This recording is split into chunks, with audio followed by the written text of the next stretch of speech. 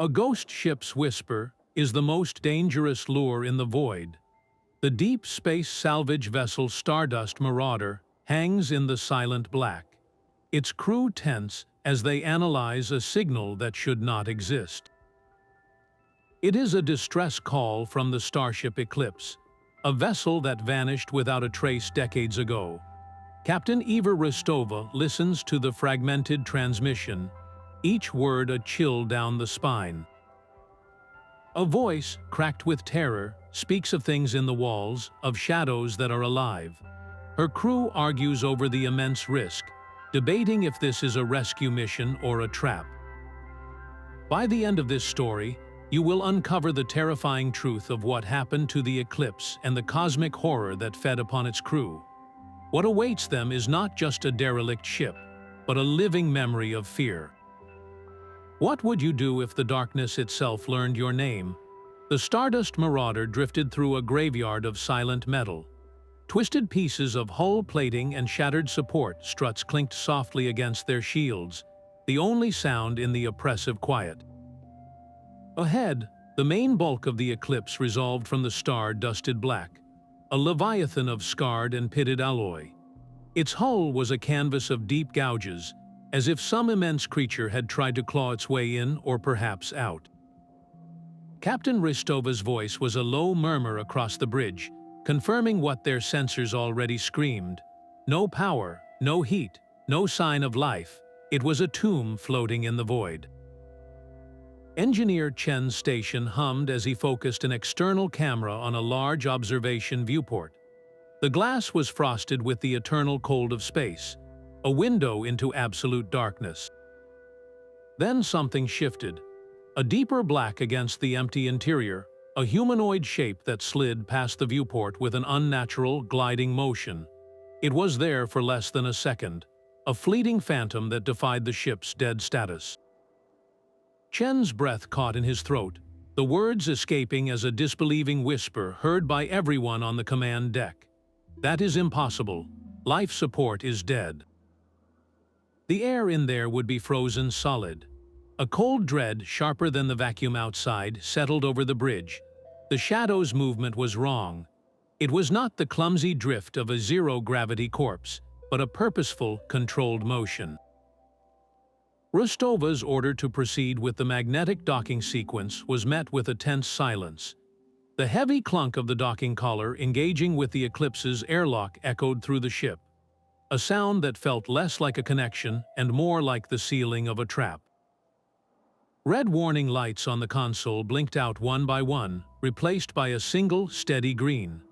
The airlock was secure, pressurized, waiting. Every instinct told them to pull away, but the mystery, the terrifying allure of that ghostly signal, held them fast. The only way out was through. The airlock door slid open with a groan of protesting metal, revealing a corridor swallowed by an unnatural darkness. Kalin stepped through first, the beam of his helmet lamp cutting a narrow path through the absolute black. His boots clicked against the deck plating, the sound unnervingly loud in the tomb-like silence. The air was thin and carried the stale, metallic taste of a place long abandoned, yet a faint whisper of warmth touched his suit's external sensors. Atmosphere is thin but breathable, he reported, his voice a low, filtered grunt over the comms to the Marauder. He paused, the light from his rifle sweeping across sealed doorways marked with faded symbols. And I am reading residual heat signatures further in. The statement hung in the air, a direct contradiction to the frozen death their ship's sensors had promised. It was not the uniform chill of deep space, but a faint, sporadic warmth, like embers scattered in the dark. Behind him, the other two members of the team moved with cautious precision, their own lights dancing over walls scarred by what looked like frantic claw marks. The cold was a physical presence, seeping through their environmental suits, but those phantom heat readings were a far more chilling discovery. How could there be warmth in a ship that had been dead for decades? What source of energy or what kind of life could possibly persist here? Every shadow at the edge of their vision seemed to twitch with potential movement. Kalin gestured forward, the team advancing as a single, wary entity into the heart of the eclipse. Each step deeper into the corridor felt like a descent, the oppressive silence broken only by the sound of their own breathing and the soft, rhythmic thud of their own hearts, pounding a little too fast against their ribs. The corridor opened onto the bridge, a cavern of dead consoles and fractured viewports staring out into the star-flecked void. Dust motes danced in the beams of their helmet lights, swirling in the thin air like ghosts. It was a place of final, desperate stillness. Kalin's light swept across the command chair, finding it empty, then settled on the captain's station. The main terminal was dark, but a small, independent data drive was still slotted into a secondary port, its single indicator light glowing a faint, persistent red. It was the only source of power in the entire room. He carefully detached the drive, connecting it to his own suit's portable reader. The screen flickered to life, displaying a single file labeled Final LOG. He tapped play. The grainy video filled his display. A man with a face etched by exhaustion and raw terror stared back at them. Captain Idris' uniform was torn, a dark stain spreading across his shoulder. His eyes were wide, darting around just beyond the camera's view, as if tracking something unseen. His voice was a ragged whisper, strained to the breaking point. "We thought it was a malfunction, a glitch in the environmental systems, but it is not in the systems, it is in us. It gets into your head and it feeds. It feeds on fear."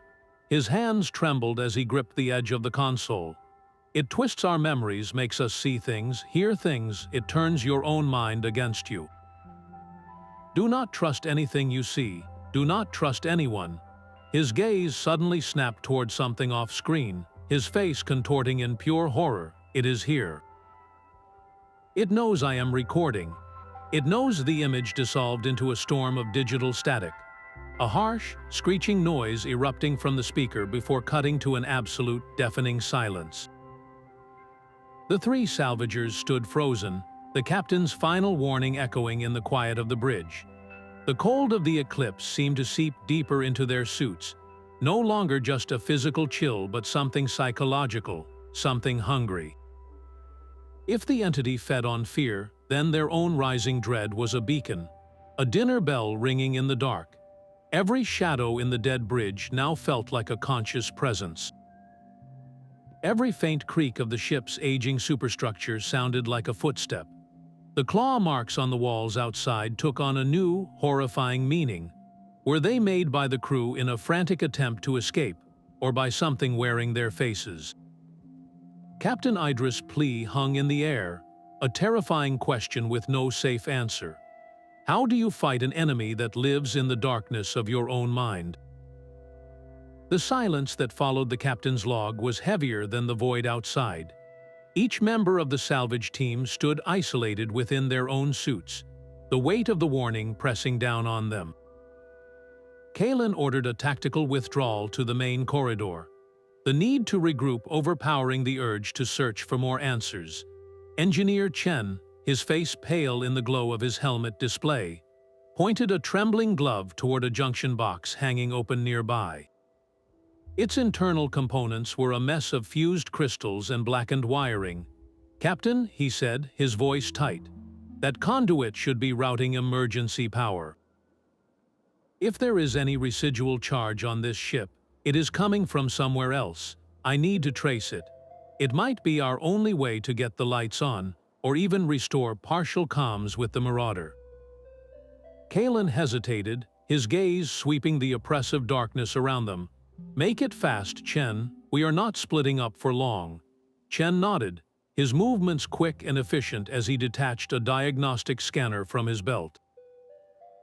He moved only a few meters down a side passage, his figure quickly swallowed by the deep shadows between the pools of light cast by the other two suits.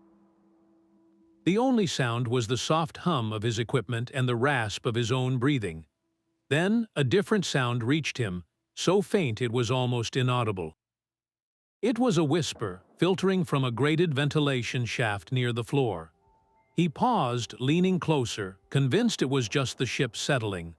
But the whisper came again, clearer this time, a child's voice he had not heard in 10 years. "Daddy, I am scared. It is so dark in here." Every ounce of training, every rational thought evaporated from Chen's mind. It was his daughter's voice, the exact lilt and tremor she had when she had nightmares. It was impossible, a cruel trick of the mind, but the sound pulled at something primal deep within him. "Kalin," he mumbled into his calm, his attention completely captured by the vent. "Do you hear that?" Static was the only reply. The whisper came again, pleading, "Daddy, please, help me." Without another thought, driven by a grief he had never conquered, Chen dropped to his knees and pried at the vent cover. It gave way with a shriek of rusted metal, revealing a dark maintenance shaft just large enough to crawl into. He shoved his upper body into the opening, his helmet lamp illuminating a tight, dusty tunnel that descended into deeper blackness. "Daddy, I am down here." The voice was fainter now, receding, needing him to follow. Back in the main corridor, Kalin and the other salvager heard a burst of panicked static over the comms. Chen's voice erupted, stripped of all professionalism, raw with a terror that was utterly contagious. "It is here." The words were a scream, followed by a choked, disbelieving sob. "It is wearing her face." Then, a final, horrifying crunch of metal and a shriek of feedback, and Chen's channel went dead. The silence that rushed in was more terrifying than any sound. Kalin yelled his name, receiving nothing in return but the empty hiss of the open frequency. The Eclipse had taken its first victim, not with claws or teeth, but with a memory. It had found the weakest point in their armor, the secret chamber of every heart, and it had used it as a key to unlock the door. Kalin's shouted commands dissolved into the dead air of the corridor. Chen was gone, his final scream a ghost in their ears. Splitting up was a tactical nightmare, but leaving their engineer to whatever had mimicked his daughter's voice was unthinkable. Kalin took point, his weapon light a trembling spear in the darkness, while Medic Eris covered their rear, her own rifle sweeping across the unsettling claw marks that seemed to track their progress. They moved as one organism, a bubble of terrified light in an ocean of hungry shadow. The search was frantic, a nightmare of opening sealed doors to reveal only empty crew quarters and silent storage bays. There was no sign of Chen, not even a scuff mark from his boots. It was as if the Eclipse had simply absorbed him. Their path was not random. A faint, sickly glow began to emanate from a junction ahead, the air growing thick with a coppery, organic smell that seeped through their suit filters. The corridor fed into the ship's main engineering bay, and they stopped at the threshold, their lights struggling to comprehend the scene. The pristine metal walls were gone, replaced by a pulsating, veined tapestry of deep violet and black. Thick, root-like tendrils crawled up the support columns, pulsing with a slow, rhythmic light. Strange, mushroom-shaped growths clustered near the floor, their caps glistening with a viscous fluid. The entire chamber was alive, a grotesque fusion of technology and biology. Eris lowered her rifle, her medical training overriding her terror. She activated a handheld bioscanner, its emitter humming as she passed it over the nearest growth. The readings on her screen made no sense. It was showing a complex web of electrochemical activity, a structure far too organized for any known fungus or parasite. She moved the scanner closer to a thick, trunk-like cord that had fused with a main power conduit. Her breath hitched. "Captain," she whispered, her voice trembling with disbelief. "This is not a fungus. The cellular structure, it is neural tissue. Highly organized, incredibly dense neural tissue. It is connected directly to the ship's core systems." The implication was a physical blow. The Eclipse was not just haunted, it was alive. The entity was not merely hiding within the ship's systems, it had become the ship. The walls were its skin, the conduits its veins, the very power that gave the ghost its warmth was its lifeblood. Every claw mark, every whisper, Every phantom heat signature was not a ghostly phenomenon but a biological function. The ship was a single, vast nervous system, and they were standing inside its brain. That neural tissue was not just a part of the ship. It was the ship. The realization turned the cold metal around them into a living, breathing predator. While Kalin and Idris stared into the biological heart of the engineering bay, Captain Rostova moved through the crew quarters, her own light revealing a different kind of horror. The personal effects of the Eclipse's crew floated in the microgravity, frozen in time. A child's drawing, a well-worn book, a half-finished cup of coffee still sealed in its bulb. It was in the largest cabin, likely belonging to a senior officer, that her light fell upon the bulkhead next to the bunk. The metal was scarred, not with claws, but with words. They were carved with frantic, desperate strength, the letters jagged and deep. The ship is awake. IT remembers US. The words were a chilling echo of Captain Idris' final warning. It was not just awake, it was conscious. It had a memory. Her gloved hand traced the grooves of the last word when a faint glint caught her eye. Tucked into a small storage niche was a personal data slate. The screen was dark, but a quick application of power from her suit's tool kit made it flicker weakly to life. It was locked, but the emergency bypass code standard on all Union vessels worked. A single file was open, a diary entry from a crewman named Elias. She began to read, his words a ghostly whisper in her mind. It started with little things he wrote. A whisper of a song my mother used to sing just before she passed. I thought I was just tired, but then I saw her, clear as day, standing at the end of Corridor 7. She looked just like she did when I was a boy, but she was crying. She said she was so disappointed in me for leaving, for not being there at the end. The entity does not just show you monsters. It shows you your own heart, and it twists the knife in the wounds that never truly healed. For Lieutenant Vask, it was the pilot he failed to save in a training accident years ago. The thing wearing the pilot's face follows him, asking why he did not move faster. For Ensign Ree, it is her sister, who she betrayed for a promotion. The sister just stands and stares, never speaking, just judging. It knows. It finds the one thing you cannot forgive yourself for, and it gives it a face, a voice. It makes you relive your greatest regret over and over until you cannot tell the memory from the thing standing in front of you. It does not just want to kill us. It wants us to break ourselves. Rostova lowered the slate, the silence in the room now deafening. The claw marks on the walls outside were not from a physical struggle against an alien beast. They were the frantic scratches of people trying to escape the prisons of their own minds, trying to claw their way out of a nightmare made from their most personal regrets. The entity was a psychic parasite, and fear was merely its appetizer. Its main course was the human soul. The coppery smell of the neural growth seemed to thicken in the air, a physical weight pressing against their suits. Eris stared at the pulsing, veined wall, her mind reeling from the confirmation that the ship itself was a conscious, thinking entity. Kalin's voice was a low, tense command, urging them to fall back to a more defensible position.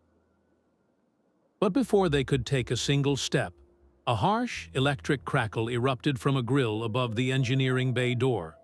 The sound was jarring, a violent intrusion into the tomb like silence. At first, it was a chaotic chorus of overlapping whispers and broken pleas. Help us, please. Someone is in the walls. It is wearing my face. The voices were strained, fractured by terror, a ghostly echo of the Eclipse's final moments. Then the distortion cleared, coalescing into a single, chillingly calm voice. It was a smooth, synthetic baritone, devoid of any human emotion, yet it carried an immense and ancient weight. You are not salvage, you are not rescuers, you are new memories to consume. The voice paused, as if savoring the silence that followed its words. Welcome home. The words hung in the air, more definitive than any ghostly apparition.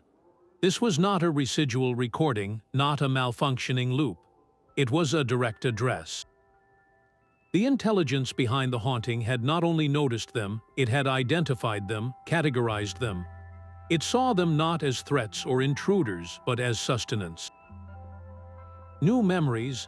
The phrase echoed Captain Idris' log and the diary entry Rostova had found. This entity did not just feed on fear in the moment.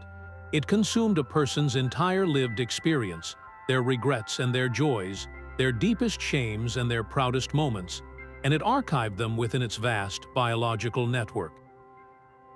The crew of the Eclipse were not just dead. Their very identities were now part of the ship's living library of suffering. Every faint whisper they had dismissed, every flicker of movement at the edge of their vision had been a test. The entity was a master psychologist, probing their minds, learning their vulnerabilities. It had found engineer Chen's loss and crafted the perfect lure. Now, with its greeting, it made its purpose terrifyingly clear. It was not trying to scare them away. It was inviting them to stay, to join the permanent collection. The warm air in the corridors no longer felt like a malfunction. It felt like the controlled climate of a terrarium, designed to keep its new specimens alive and aware for as long as possible, to maximize the harvest. The darkness around them was no longer empty. It was an attentive, patient gaze. How do you fight an enemy that considers your life nothing more than a story to be collected?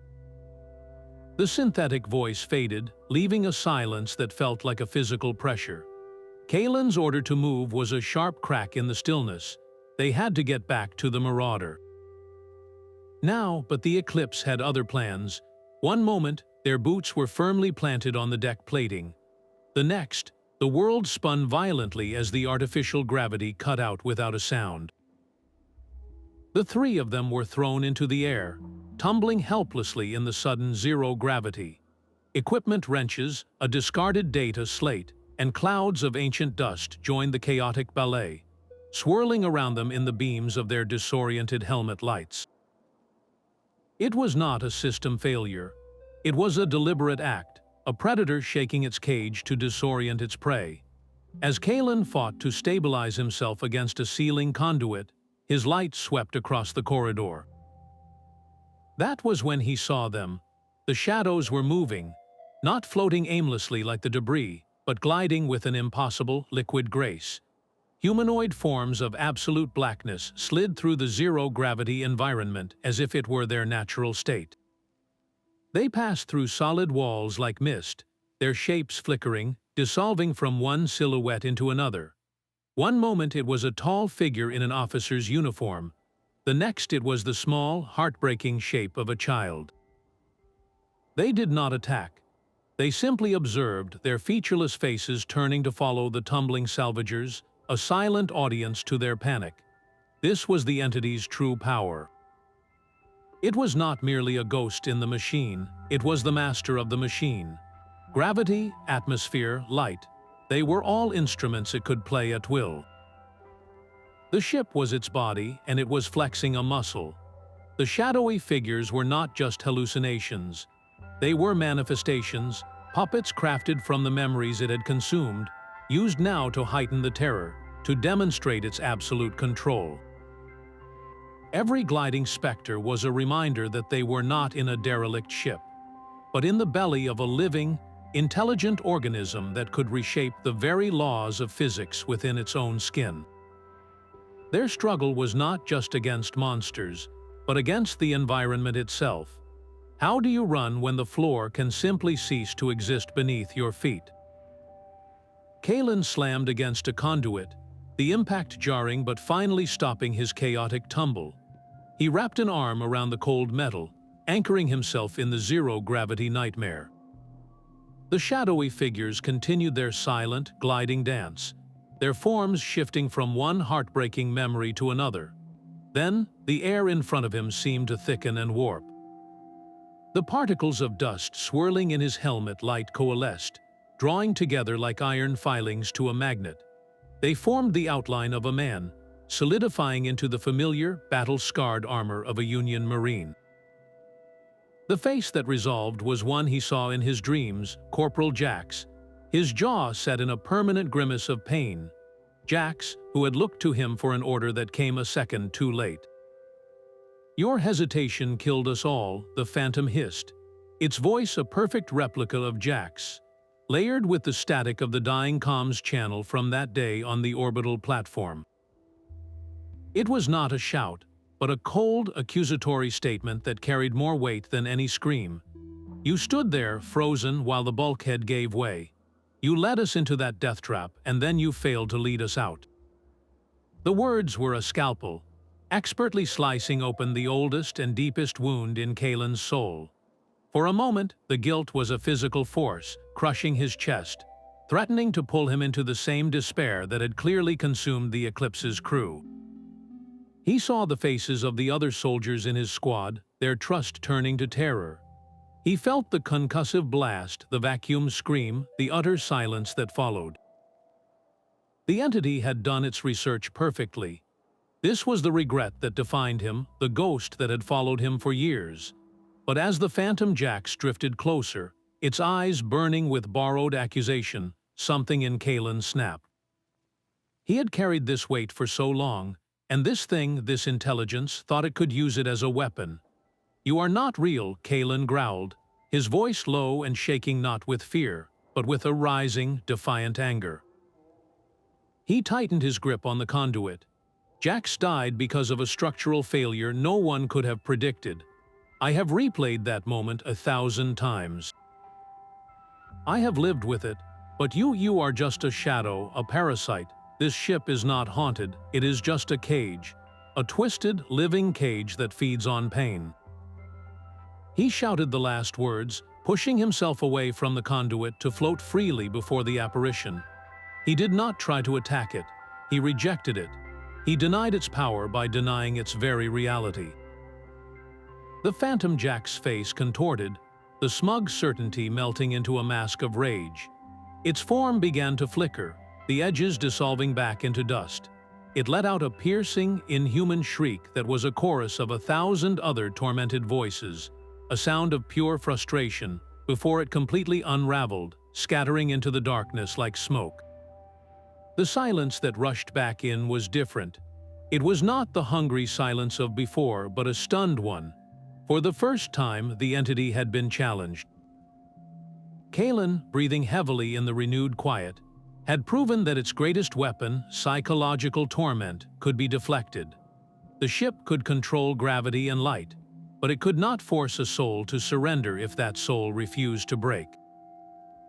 Kalin's defiance had thrown a spark into the oppressive dark, but the ship was far from finished. While he fought his ghosts, Captain Rostova and Medic Idris used the chaos of the zero gravity to propel themselves deeper into the vessel, following the thickest concentration of the pulsing, veined growths. The coppery smell grew stronger, almost suffocating, as the tendrils on the walls thickened into dense, trunk-like cords that throbbed with a sickly violet light. The path was no longer a corridor of metal, but a fleshy tunnel, a throat leading to the heart of the beast. It ended at the massive, reinforced doors of the main engineering core.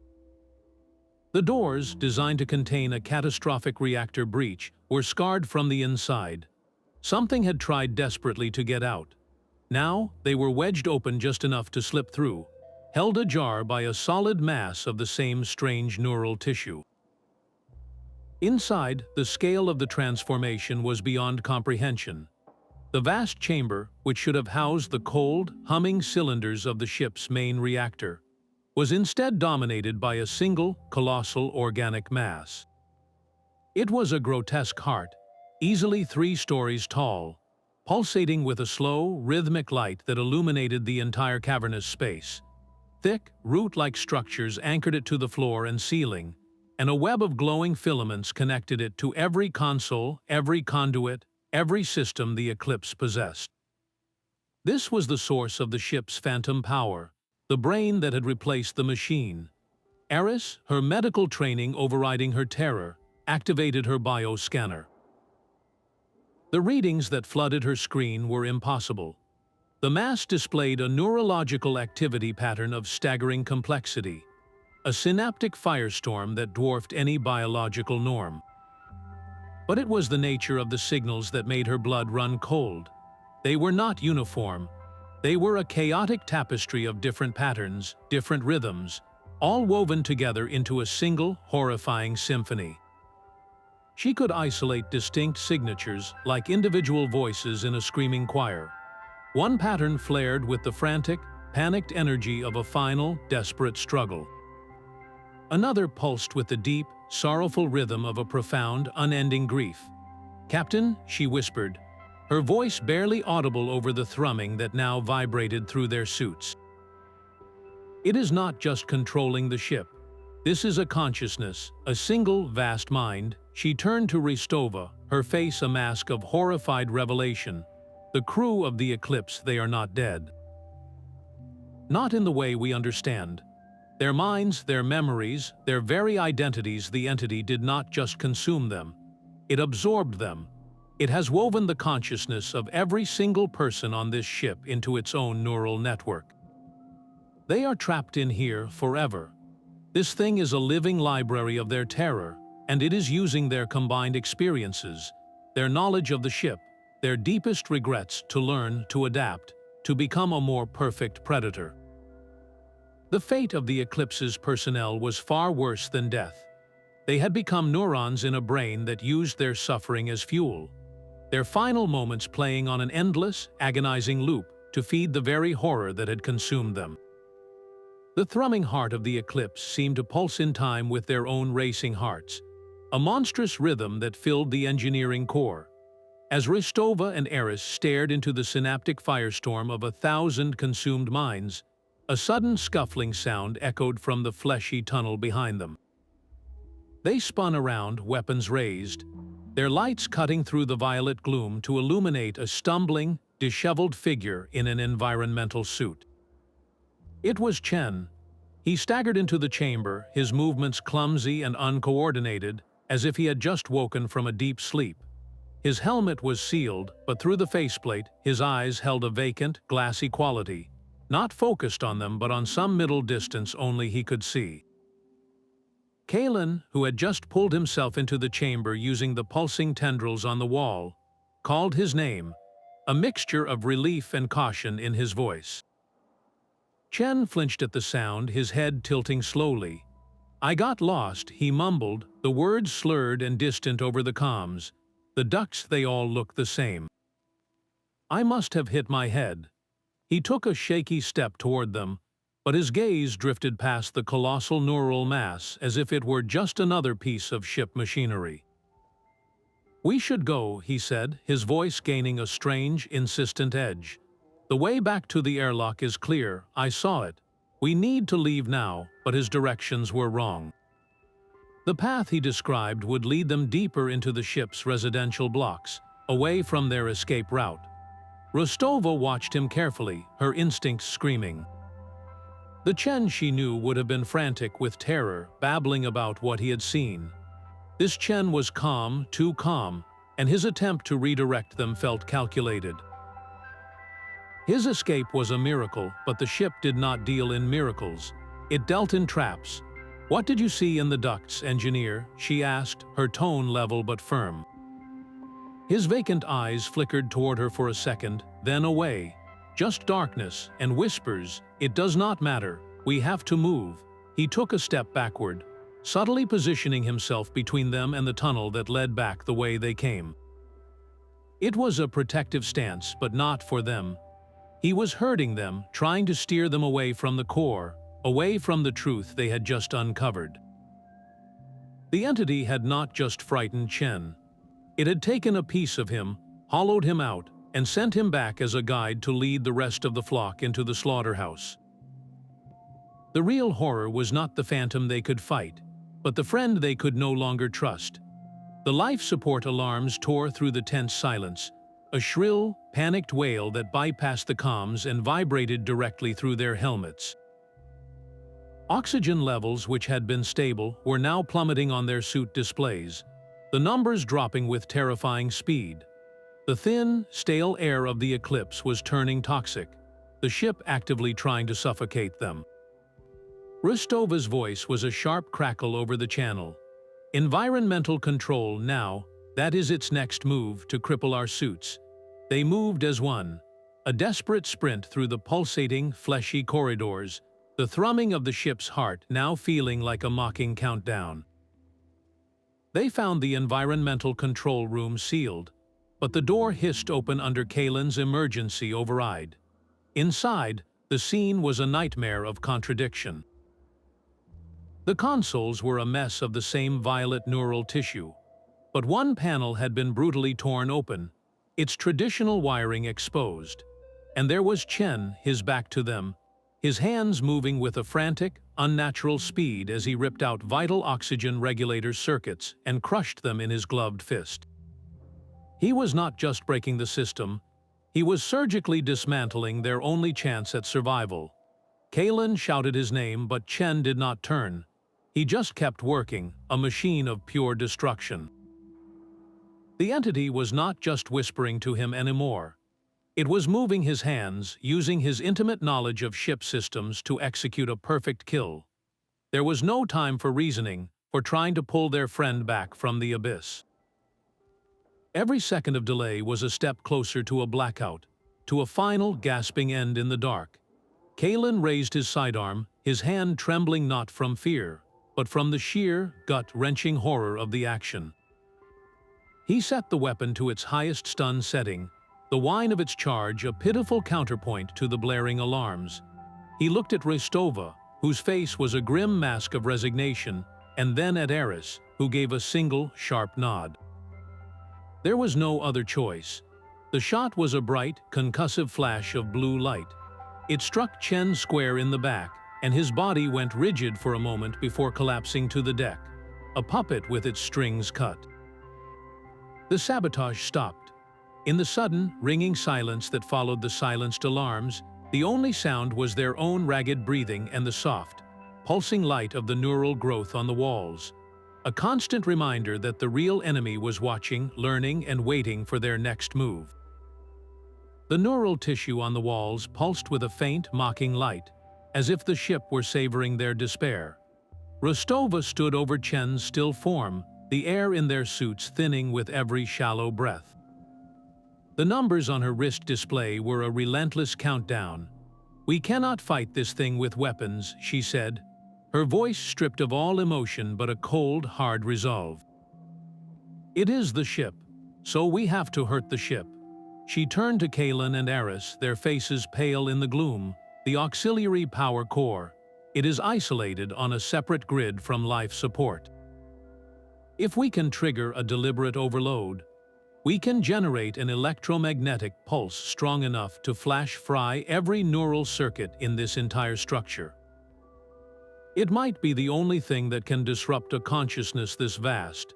The plan hung in the toxic air, its sheer audacity almost as terrifying as the entity itself. An EMP of that magnitude would not be a surgical strike. It would be a scorched earth tactic. It would surge through the Eclipse's hull, wiping every system clean. The neural network would be severed, the haunting would end, but the pulse would also wash over their own ship, the Stardust Marauder, docked just meters away. It would fry its computers, kill its engines, and render it as dead and silent as the tomb they were trapped in. They would be marooned, two dead ships locked together in an eternal embrace in the void, with only the limited power and air in their suits to keep them alive. It was a choice between a quick death by suffocation and a slow, lingering end in the cold dark, but it was the only choice that offered a sliver of hope. It was a gamble that the entity, for all its intelligence, would never expect. What predator anticipates its prey trying to burn down the entire forest? Kalin was the first to speak, his jaw tight. "Even if it works, we will be signing our own death warrants." Rostova met his gaze. "Our warrants are already signed. This is the only way to void them.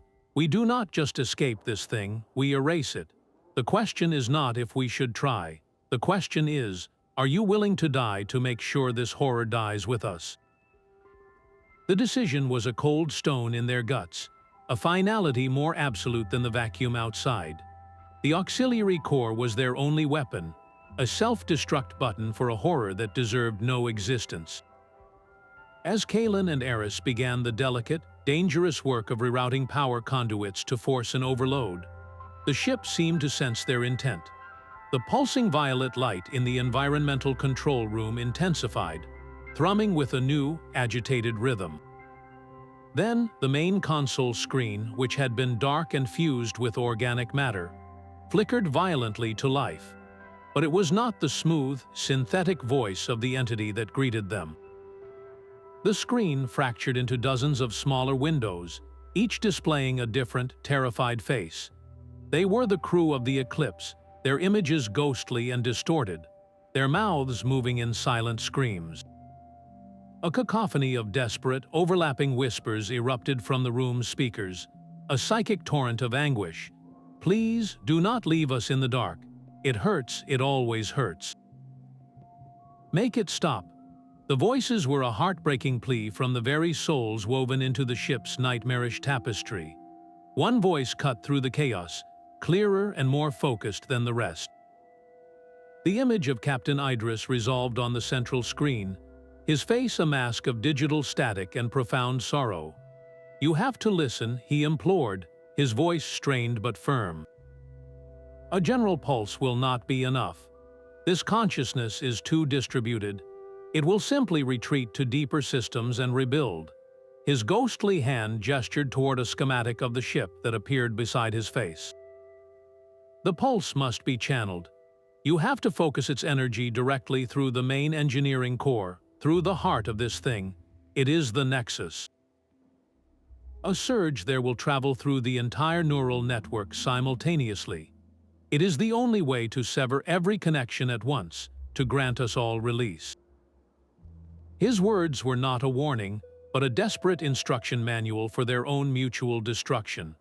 He was guiding them to annihilate the prison that held his mind, even if it meant the final end of his consciousness. The entity, sensing this rebellion from within its own being, fought back. Idris' image flickered, his voice breaking into static.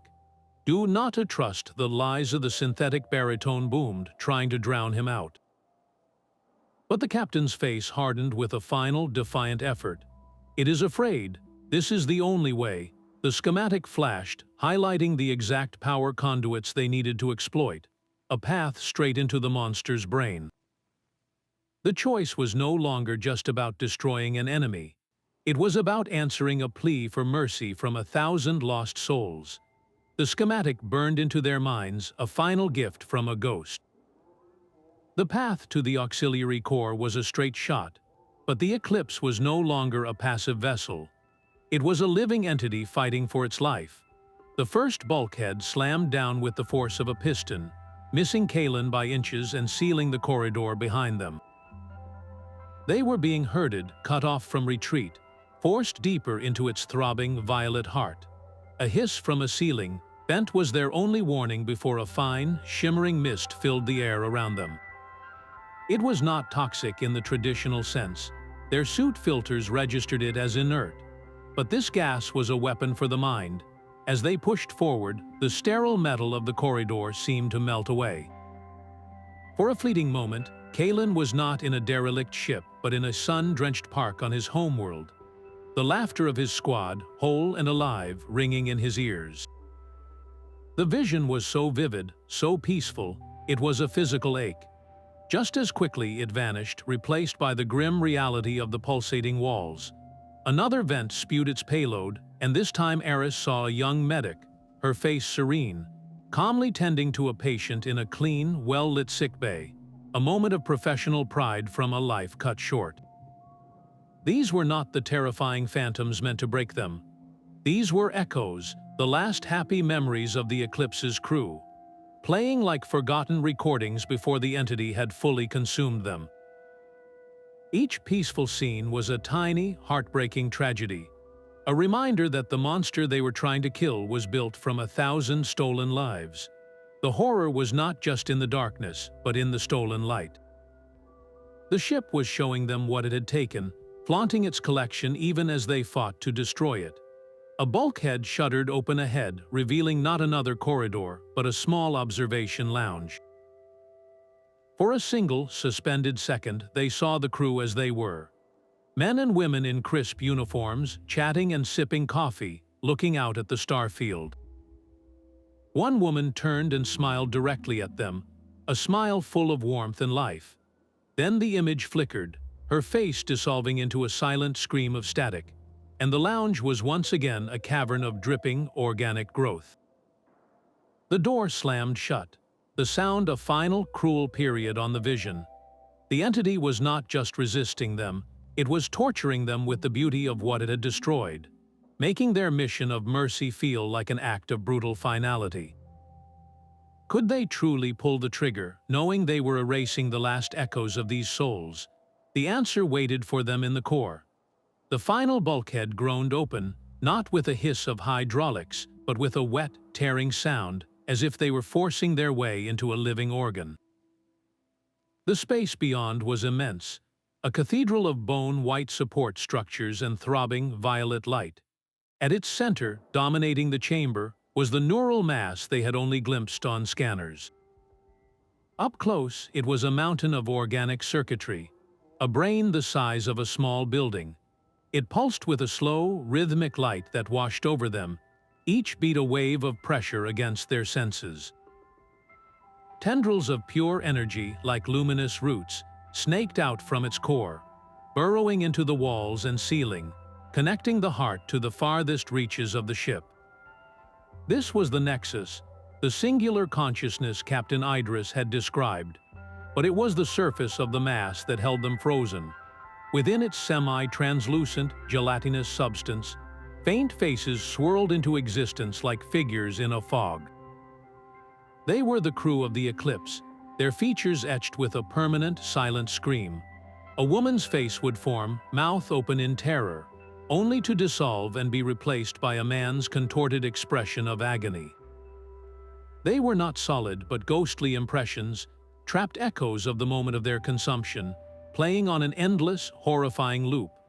The whispering they had heard throughout the ship was deafening here, 1,000 overlapping pleas and sobs that seemed to emanate from the very air. This was not a machine haunted by ghosts. It was a prison made of memories, and the warden was the collective suffering of its inmates. The entity's intelligence was a perverse democracy of pain, and they were standing in its central parliament. Every pulse of light was another thought, another wave of fear generated by the tormented minds fused within. To destroy this core was not just an act of survival, it was a mercy killing on a scale they could barely comprehend. The calm that settled over the core was more terrifying than any scream. The chaotic whispers of the trapped souls faded, and the frantic, shifting faces within the neural mass stilled, their features softening into a placid, unified expression. Then, a new voice emerged, not from a speaker but from the air itself, a gentle chorus woven from 1,000 individual tones. It was the sound of the entire crew of the Eclipse speaking as one, a collective consciousness that was ancient, patient, and utterly alien. "We do not wish to destroy you," the chorus sang, its tone almost soothing. "Your fear is a vibrant new color. Your memories a unique melody we have not yet collected. But we offer a choice. Leave this vessel. Drift back into the silent dark from which you came. Allow us to continue our existence, our perfect, eternal memory of all that has been." Or, the voice continued, its gentleness taking on a chilling edge, "You may stay. Become part of us. Your joys, your sorrows, your very essence will be preserved forever. A permanent note in the symphony of our being.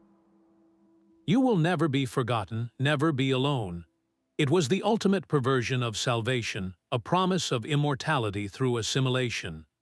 The entity was not threatening them, it was bargaining, appealing to the most profound human fear of being erased by time. It offered them a place in its library of souls, a fate worse than death disguised as a gift. Captain Rostova stood before the pulsating heart of the monster, the faces of the lost crew staring out at her. She saw the hollow peace in their eyes, the emptiness of an existence without end or purpose. Her own life, with all its regrets and triumphs, flashed before her eyes. It was messy, painful, and beautifully, uniquely hers. She looked from Kalin to Eris, seeing the same defiant refusal in their eyes, and then back at the core. Her voice cut through the hypnotic hum, clear and unwavering.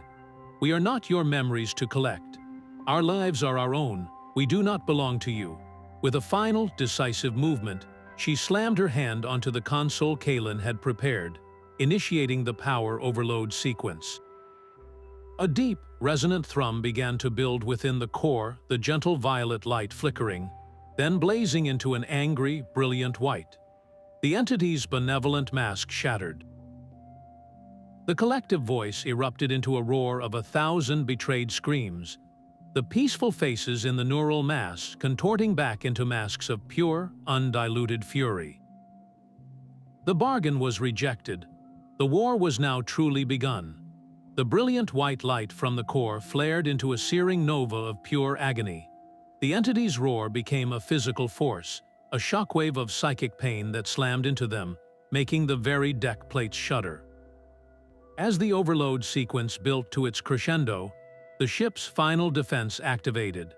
The pulsating walls of the core chamber seemed to bleed darkness. Thick, oily shadows poured from the neural tissue, coalescing on the deck before them. They did not form shifting phantoms or whispering ghosts this time. They solidified into the armored, helmeted figures of the Eclipse's security team, their forms rendered in perfect, terrifying detail. Rifles, shimmering with the same impossible darkness, were raised in unison. There was no warning shout, no demand for surrender, only the silent, lethal intent of a perfect copy. The first shot was a lance of violet energy that sizzled past Kalin's head, scorching the organic wall behind him. The firefight erupted in the cavernous space, the crackle of energy weapons echoing off the pulsating walls. Kalin and Eris returned fire, their own beams of light striking the shadowy guards. The impacts were not met with cries of pain or the thud of falling bodies. Instead, the figures simply dissolved, their forms unraveling into clouds of black smoke that hung in the air for a moment before dissipating. It was a brief victory. Even as one phantom guard vanished, two more would step forward from the very walls, their bodies reforming from the dripping, violet biomass as if printed from a template. They were an endless tide, a defense mechanism with an infinite reserve of soldiers. Every shot they fired felt futile, a desperate waste of their suits' dwindling power. The Shadow Guards did not advance with tactical brilliance.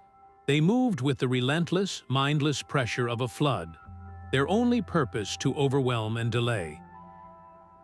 They were a wall of living darkness, buying precious seconds for the entity to either stop the overload or ensure its attackers perished with it. Eris took a glancing hit on her shoulder plate, the impact spinning her around.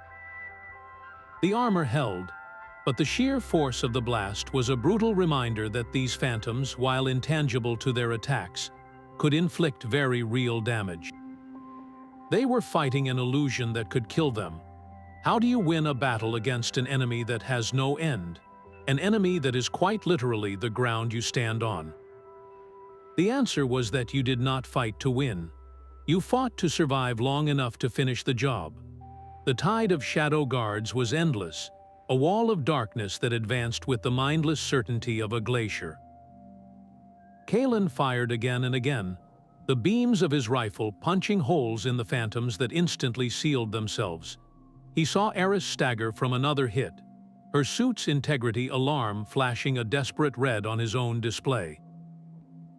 They were being pushed back, step by step, away from the console where Rostova fought to stabilize the overload sequence. The numbers on the countdown were a frantic blur, the core's light strobing between violent white and angry violet. In that moment of absolute desperation, Kalin made a calculation. It was not a decision born of fear, but of cold, clear logic. The mission required one person at the console, and one person to hold the line. He turned his head, his voice cutting through the roar of energy fire and the entity's psychic scream. "Go, Captain, I will hold them here." Rostova's protest died in her throat as she saw the resolve in his eyes. There was no time for argument, only for action. With a final grim nod, she turned and sprinted for the terminal, weaving through the chaotic energy fire. Kalin planted his feet, emptying the last of his rifle's power cell into the advancing shadows. When the weapon clicked empty, he did not retreat. He drew a monomolecular blade from his hip, its edge humming with a faint, clean light against the organic gloom. He became an unmovable object, a whirlwind of steel and defiance. For a few precious seconds he held them. He was not fighting to survive, but to buy time, and in that purpose he was unstoppable. But the entity's resources were infinite. A shadow guard, larger than the others, materialized directly in front of him, its form absorbing his blade strike without dissolving. As he struggled, two more phantoms grabbed his arms from behind, their grip like ice. He was dragged backward, his boots scraping against the deck, toward the pulsating surface of the colossal neural mass. The semi-translucent membrane of the core did not resist. It parted like water, swallowing him whole. Inside, the world dissolved into a storm of light and sound, a cacophony of 1,000 stolen lives. His suit's comms, overloaded by the psychic onslaught, spat out one last, crystal-clear transmission. His voice was not a scream of terror, but a calm, steady statement, a final act of defiance against the horror that sought to consume him. "Finish it, Captain. Tell my family I was not afraid." Then the signal cut to static. In the heart of the eclipse, a new face joined the silent, screaming gallery within the neural mass, a face set not in terror but in peace. His sacrifice had bought them the time they needed, and his final words were a beacon of humanity in the overwhelming dark. A wave of pure white light erupted from the core, not as a destructive blast, but as a silent, expanding sphere of absolute negation. It washed over Rostova and Eris, a tide of energy that felt not hot, but profoundly empty. For a single, suspended heartbeat, the world vanished into a blinding, featureless white. Then the light collapsed inward and the sound hit them. It was a scream, a psychic shriek of 1,000 voices finally tearing free from a prison that had held them for decades. The colossal neural mass convulsed, its rhythmic pulses turning into violent, erratic spasms. The violet light within it flickered and died, replaced by a spreading gray necrosis that crept across its surface like a fast-moving frost. The whispering, which had been a constant, maddening hum in the background of their minds, rose into a crescendo of release, a chorus of agony and relief so powerful it felt like a physical wind.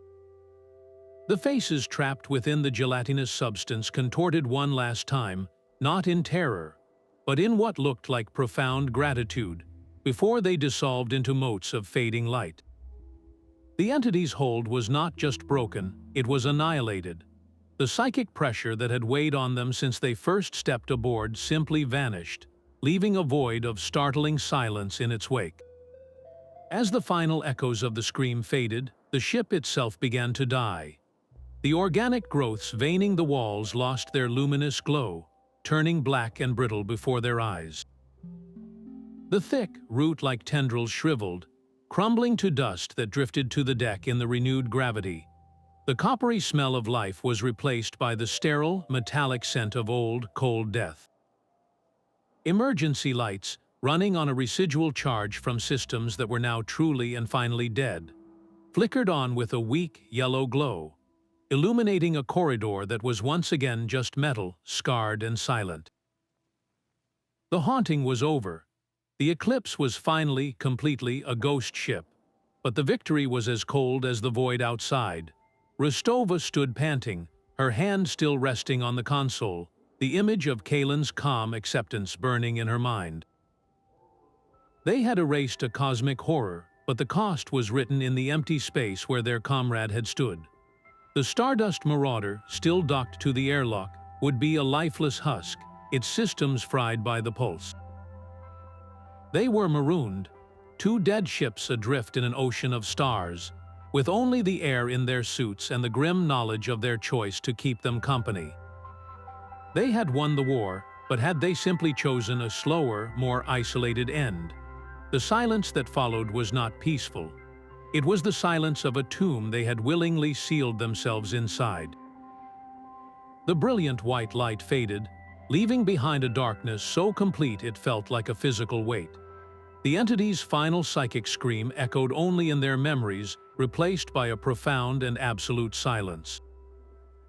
The air, once thick with the coppery scent of life, now carried the sterile chill of deep space, finally reclaiming its own.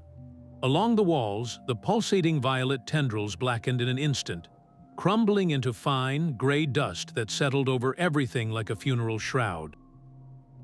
The oppressive presence that had pressed against their minds for hours was simply gone, leaving a void that was almost as unsettling. The Eclipse was dead, truly dead this time, a tomb once more. In the weak glow of their helmet lamps, Rostova and Idris found themselves standing over Engineer Chen's motionless form. The frantic saboteur was gone, replaced by the man they knew, his breathing steady but deep under the influence of the stun setting. He was a silent monument to the cost of their victory. They had slain the monster, but the battlefield was littered with the consequences. Their ship was crippled, their comrade was lost to the heart of the horror, and they were now stranded in a graveyard of silent metal, surrounded by the ghosts they had just set free. The victory felt hollow, a brief flare of light swallowed by an infinite, uncaring dark. The silence that followed the pulse was not a relief, but an absence so profound it felt like a new kind of pressure. The haunted whispers were gone, the psychic weight had lifted, and all that remained was the cold, metallic reality of a tomb. Rostova and Idris worked in a grim, efficient silence, securing Chen's limp form between them. His environmental suit was intact, a small mercy in the crushing dark. The journey back through the Eclipse's corridors was a march through a corpse. The violet, pulsing growths were now blackened, brittle scars on the walls, crumbling to dust at the slightest touch. The air had lost its unnatural warmth, the chill of deep space already seeping back into the metal bones of the ship. The claw marks were still there, but they were just marks now, historical records of a panic that had finally ended. The ship felt strangely empty, not just of life, but of the malevolent awareness that had filled every shadow. It was a somber peace, the quiet of a battlefield after the last shot has been fired. They reached the airlock without incident, the heavy door groaning open to reveal the comforting, familiar interior of the Stardust Marauder's docking collar. But the comfort was an illusion. As they crossed the threshold, the emergency lighting on their own ship was a weak, blood-red glow. The consoles were dark, the hum of the engines was a memory. The electromagnetic pulse had done its job too well, washing over the Marauder and frying its delicate electronics. They were not stepping onto a lifeboat, but into another derelict, one they had knowingly crippled. The airlock cycled with a sluggish whine, starved of power, and the inner door opened onto a bridge lit only by the pale, unforgiving light of the stars through the main viewport. They had escaped the haunted ship only to find themselves stranded in a metal coffin of their own making, adrift in the silent, infinite black. The blood-red emergency lights of the Marauder's bridge cast long, dancing shadows that felt like the last ghosts of the Eclipse. Every system was dead, their ship a silent companion to the derelict it was still magnetically locked to. The only sound was the rhythmic, artificial breath from Medic Idris' ventilator as she worked over Chen's still form in the makeshift med bay. Rostova floated by the main viewport, her face illuminated by the cold, distant stars. They had won, but the silence was a heavier burden than the entity's whispers had ever been. Her hand moved to a small data slate, her thumb hovering over a single audio file labeled Kalin Final. She pressed play. His voice filled the quiet bridge, calm and steady, a stark contrast to the chaos of that final moment. "Finish it, Captain. Tell my family I was not afraid."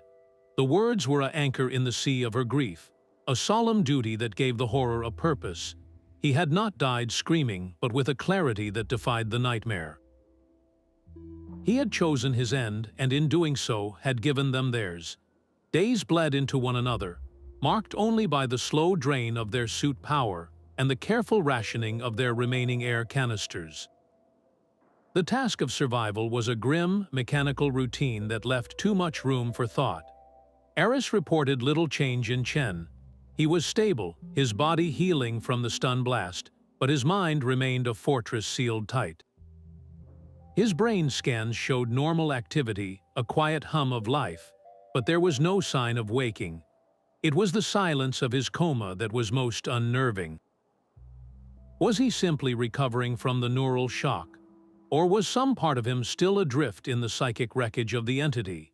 Had it left a fragment of itself behind, a seed buried deep in the consciousness of the man it had tried to wear like a suit?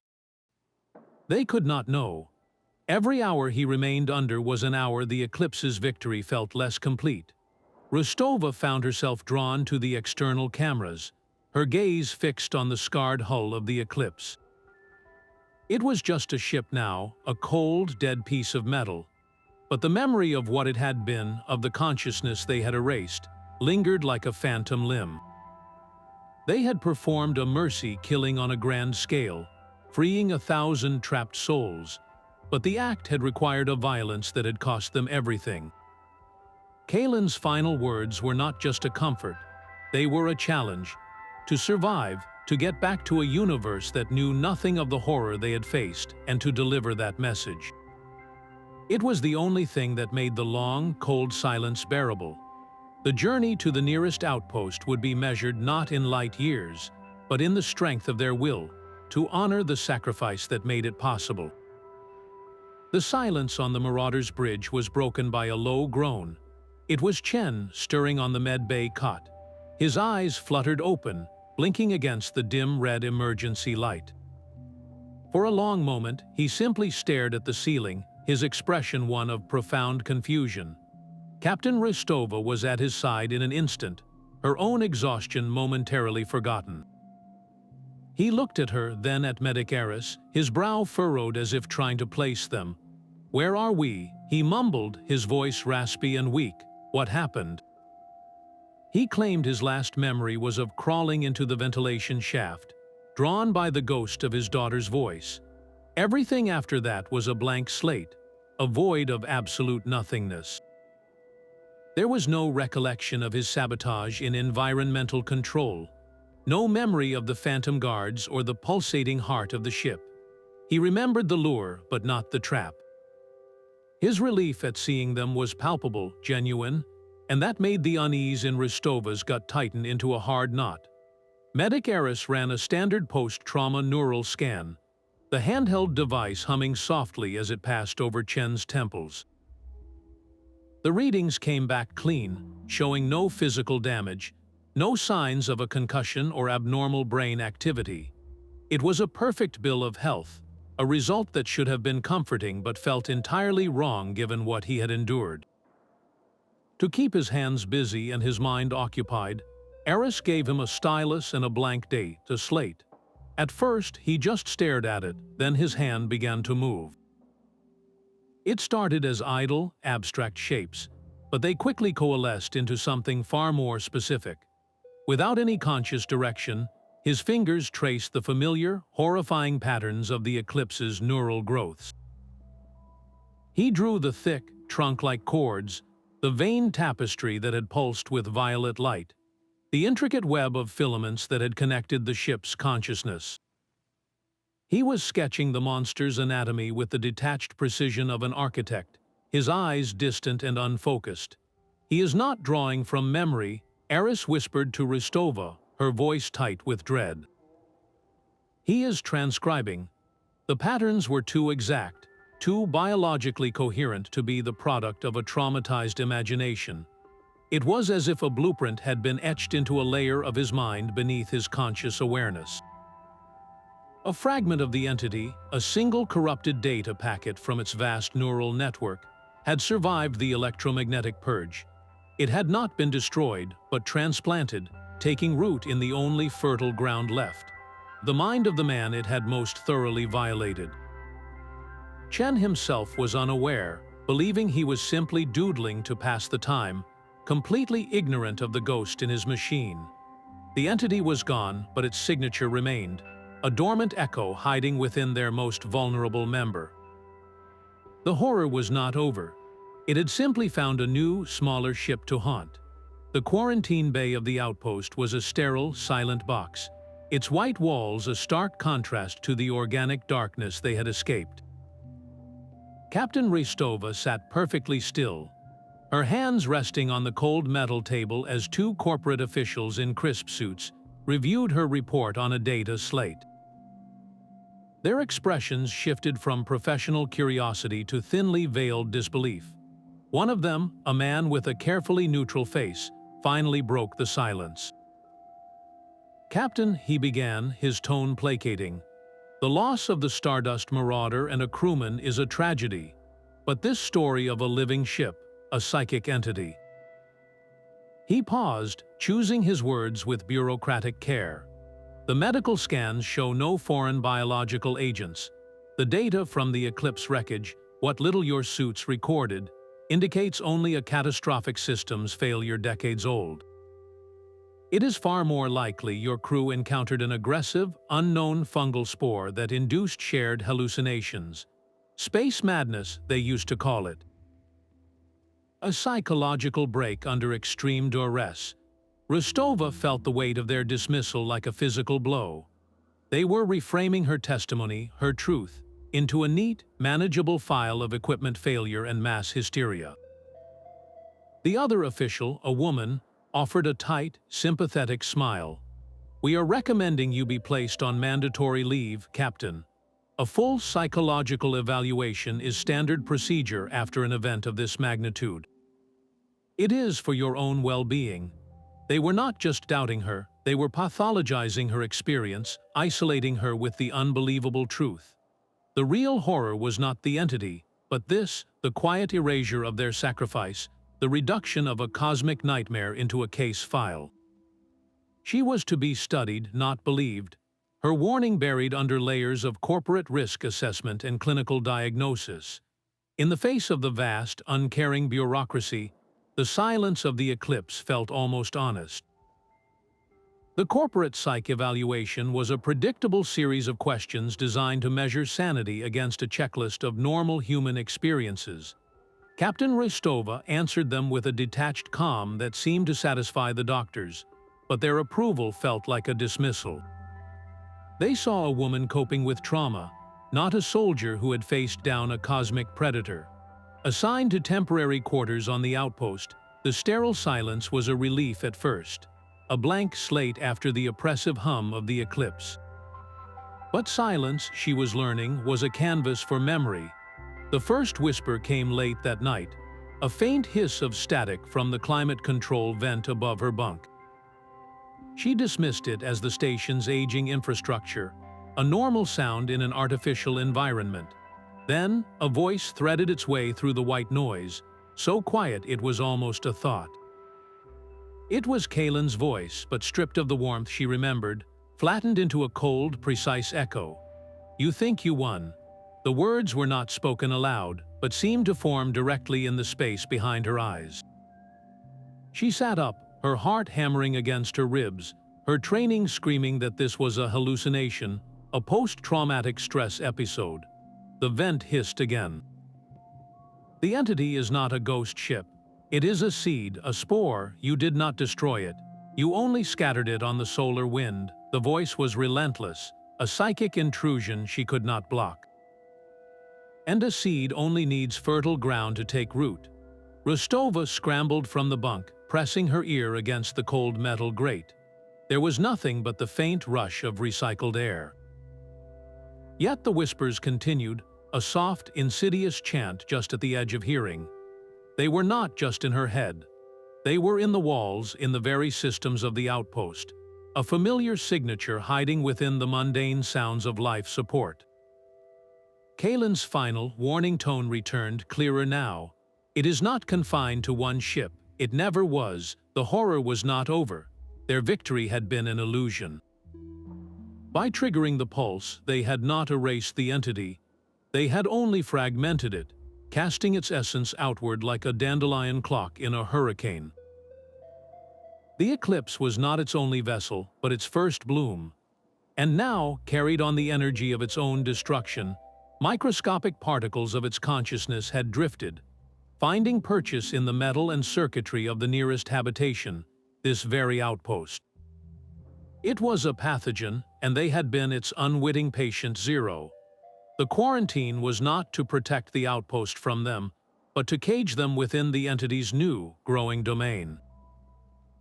The security footage was a silent, damning ghost story.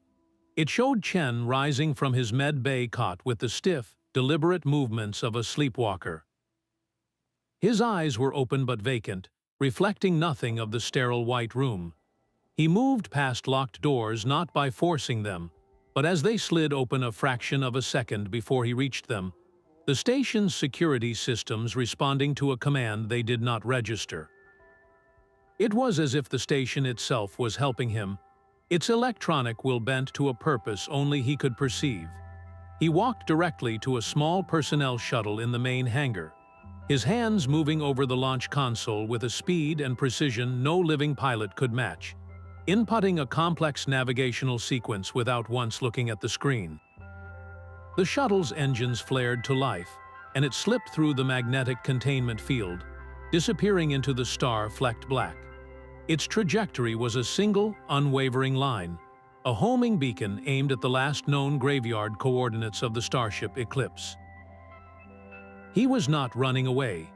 He was going home, answering a call that echoed not through the void of space, but through the silent, corrupted pathways of his own mind. The entity had planted a final command, a deep-seated instinct to return to the source, to rejoin the shattered whole.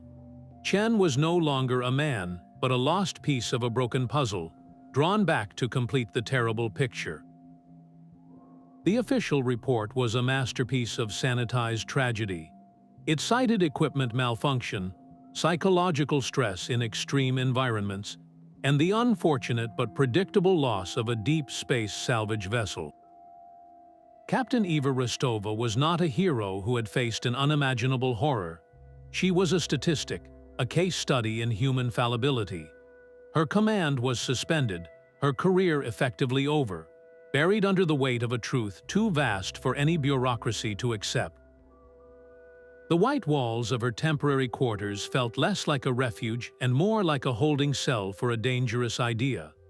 Days blurred into a routine of quiet isolation, broken only by the mandatory sessions with the Outpost's psych officer.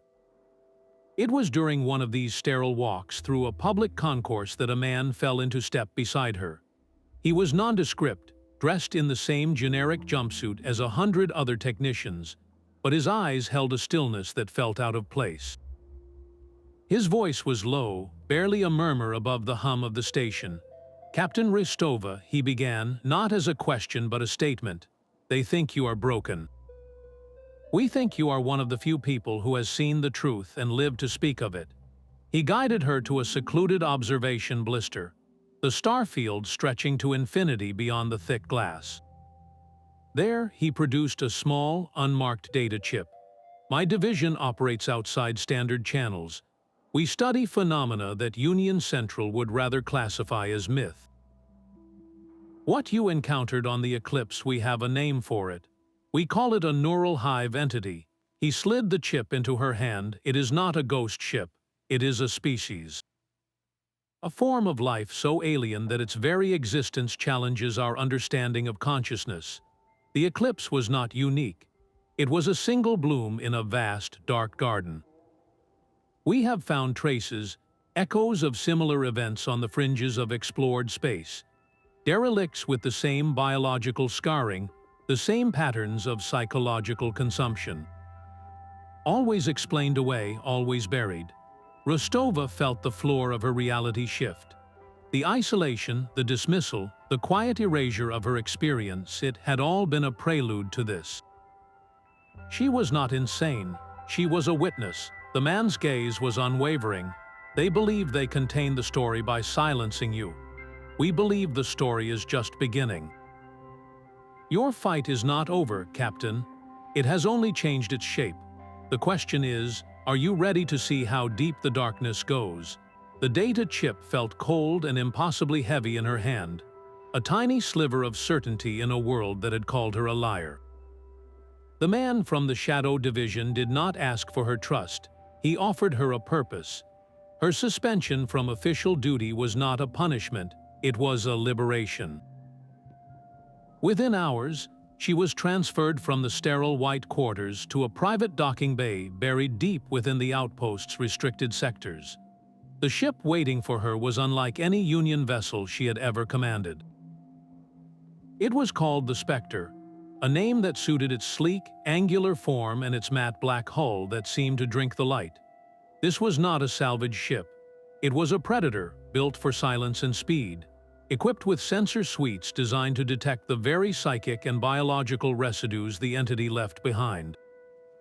Her new crew was already aboard, a hand-picked team of 3 specialists who regarded her not with pity or suspicion, but with a grim professional respect. There was Lorca, a xenobiologist whose life's work was cataloging impossible life forms, her eyes sharp with an intellect that had seen things science could not explain. Vex was their systems and infosic expert, a man who could commune with machines on a level that bordered on the mystical, his fingers dancing across consoles as if reading their thoughts. And finally, Jax, a security chief whose calm demeanor hid a mind trained in counter-psychological warfare, the perfect shield against an enemy that attacked through memory and fear. They were not a military unit. They were a scalpel designed for one precise, terrifying operation. Rostova's role was not just to command, but to be their living compass. Her first-hand encounter with the Eclipse's horror was their most valuable asset, a sensory map of the enemy's tactics. As the Spectre slipped away from the outpost, its engines making less noise than a sigh, she stood on the bridge and felt a strange sense of alignment. The corporate officials had tried to bury the truth in paperwork and psychology, but here, in the quiet dark, the truth was the only thing that mattered. They were not chasing a ghost. They were hunting a pattern, a disease of consciousness, and the infected pilot they were pursuing was the only thread leading them deeper into the dark. The Stardust Marauder had been a tool for recovery. The Spectre was a weapon for revelation. The Spectre cut through the void with a predator's silence, its advanced sensors tracing the ion trail left by Chen's stolen shuttle. The path was unnervingly direct, a straight line through empty space that spoke of a purpose beyond human navigation. When the Eclipse's debris field finally resolved on their long-range scopes, Captain Rostova felt a cold knot tighten in her stomach. It was not as they had left it. The chaotic cloud of metal and frozen gas had been organized. Larger pieces of hull plating had been drawn together, forming crude, overlapping rings that spiraled slowly around a central point. Smaller fragments were arranged in precise, geometric patterns between them, catching the distant starlight in a way that felt deliberate. It was no longer a graveyard. It was a structure. Vex, the systems expert, broke the tense silence from his station. "Captain, I am reading an energy signature from the center of that formation. It is not a power source, it is a signal, a very low-frequency psychic carrier wave." He turned, his face grim in the console's glow. "It is not a distress call anymore. It is a beacon, a homing signal, broadcast on a bandwidth that bypasses normal comms and speaks directly to the subconscious. Any ship passing within a few light years would feel an inexplicable pull, a nagging curiosity to investigate what appears to be a strangely beautiful, anomalous formation." The entity had not died with the core. Its final act had been to use the last of its energy to reshape its own corpse into the perfect trap. The debris field was no longer a monument to a horror that had been. It was the first stitch in a new web, designed to draw in new prey, to begin the cycle of consumption all over again. The horror was not just alive, it was replicating, learning to build a better lure from the bones of its last victim. A new shape resolved within the spiraling debris, a stark silhouette against the star-dusted black. It was another ship, its hull pitted and scarred, caught like a fly in the intricate web of the Eclipse's remains. Vex's fingers flew across his console, the Spectre's powerful scanners painting a detailed image on the main viewport. The ship's transponder was dead, but its configuration was a perfect match for a vessel listed as missing 7 years prior. The identification code, barely legible through the cosmic weathering, spelled out its name, Odyssey. Lorca, the xenobiologist, let out a soft, sharp breath. The Odyssey, its disappearance was a cold case, a footnote in Union databases attributed to a navigational error near an uncharted gravitational anomaly.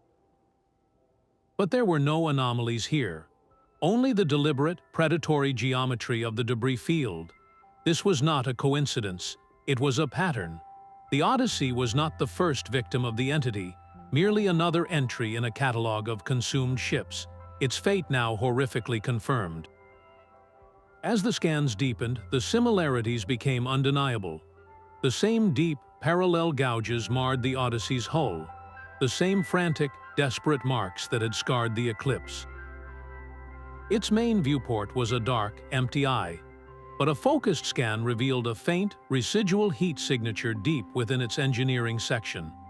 It was the same phantom warmth they had encountered before, a ghost of life in a place that should have been frozen solid. The entity had not just lured the Odyssey here, it had processed it, hollowed it out, and added its story to the growing library of terror. The beacon signal Vex had detected was not just a lure. It was a harvest. It drew ships in, and the entity's influence, now woven into the very fabric of this region of space, did the rest. The Eclipse was not a singular event. It was a precedent. How many other derelicts were drifting in the dark, their crews forever imprisoned within a shared consciousness they could not escape? The silence of the Odyssey was more terrifying than any scream, a testament to an enemy whose hunger spanned decades and light years. This was not a haunting they had ended, but a cycle they had only just begun to understand. The silence inside the Odyssey was not the deep, final quiet of the Eclipse, but something far more unsettling. It was the shallow breath of a patient slowly succumbing to a fever. The air carried the faint, sweet scent of ozone and something else, a coppery tang that was becoming horribly familiar. As Captain Rostova led her new team through the airlock, their helmet lamps cut beams through a gloom that felt alive, watchful. The corridors were still mostly metal, the ship's original structure intact, but a change was underway. Delicate, almost beautiful filaments of violet light traced the edges of the ceiling panels and snaked along the base of the walls, like the first frost of a coming winter. This was not the full-blown corruption they had witnessed before. This was an infection in its earliest stages. Lorca knelt, her bioscanner humming as she analyzed a patch of the faint webbing. The readings are subtle, but the cellular structure is a perfect match, she reported, her voice a low, focused murmur over the comms. It is interfacing with the ship's power grid at a molecular level. It is not attacking the systems, it is courting them, merging with them. This ship is being seduced. The realization struck them with a cold clarity. They were not exploring another tomb. They were standing in the nursery of a newborn horror, witnessing the entity's reproductive cycle firsthand. The Odyssey was a canvas, and the first brushstrokes of a nightmare were being painted upon it. They moved deeper, the faint neural tracery growing thicker around junction boxes and control panels. In the mess hall, they found the crew's personal effects still neatly stowed, half-finished meals floating in the microgravity. Life had been interrupted, not extinguished.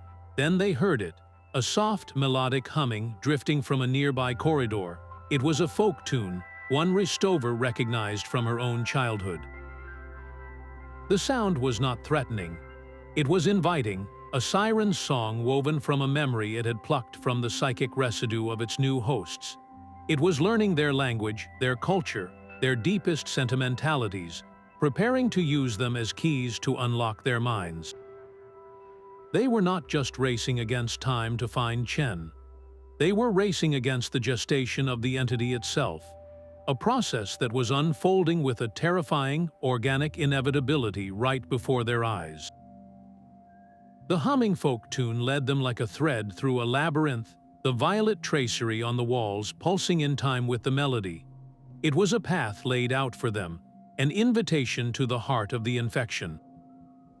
The door to the Odyssey's bridge was not sealed, but held open by thick, root-like cords of fresh neural tissue that throbbed with a soft, internal light. Inside, the transformation was more advanced. The main viewport was a cataract of organic matter, and the command consoles were being slowly consumed, their sleek surfaces giving way to the same familiar, veined tapestry. In the center of it all, seated in the captain's chair as if he belonged there, was Chen.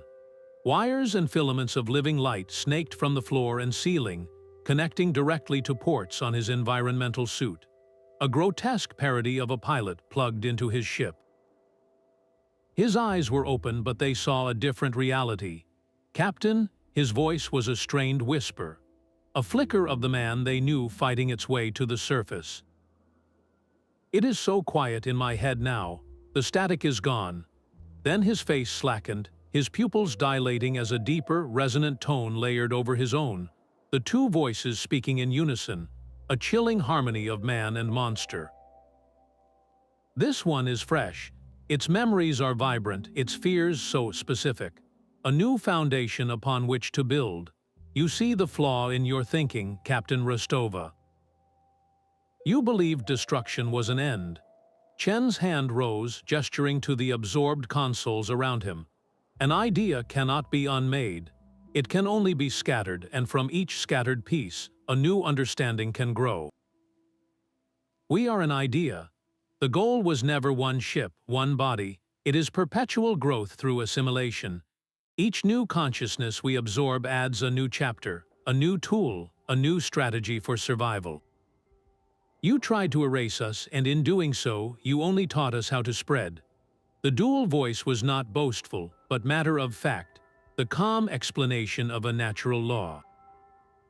Chen's own consciousness had become the entity's newest instrument, a living translator helping it understand its prey, and a catalyst accelerating the Odyssey's transformation. He was not a prisoner to be rescued, but the very engine of the infection. To stop it, they would have to destroy the man they had crossed the void to save. The entity had ensured that any victory would be a form of murder. The dual voice of Chen and the entity fell silent, leaving only the wet, pulsing sound of the ship's new heart.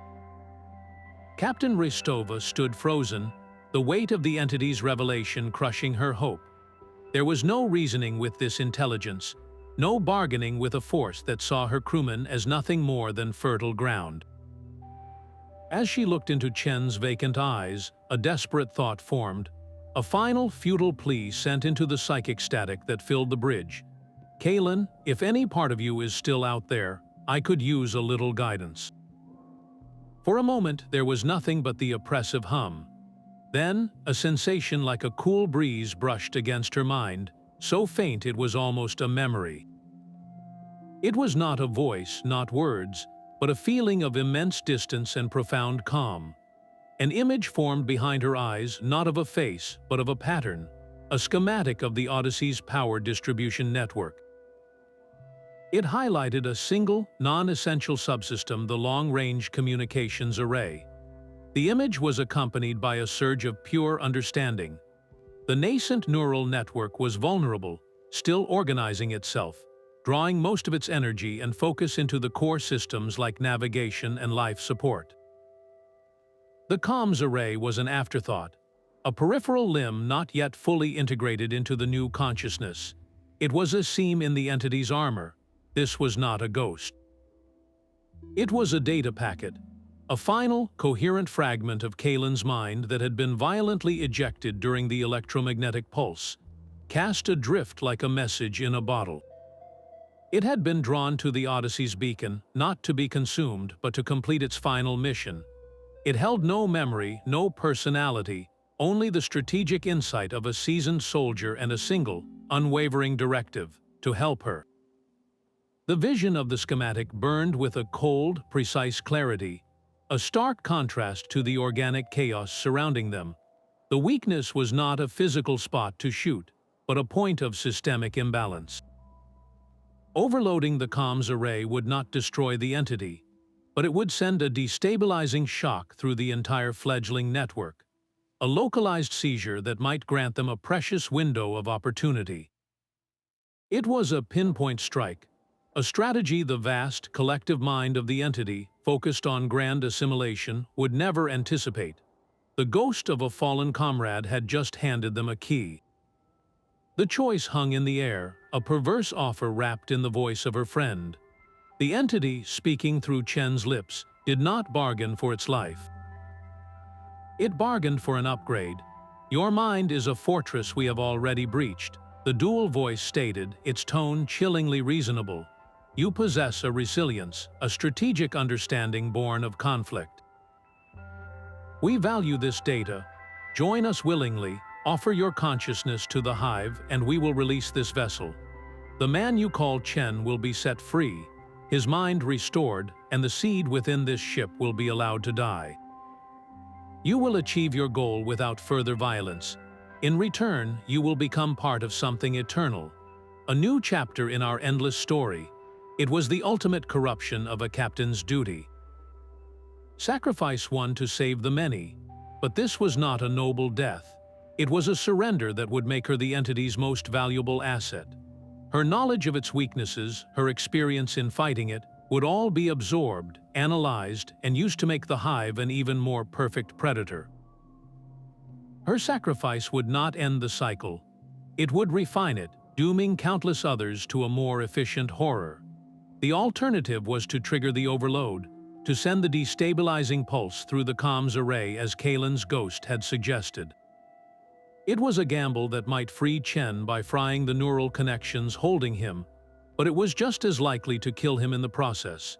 It was destruction, a violent act that would sacrifice the man to save the idea of humanity.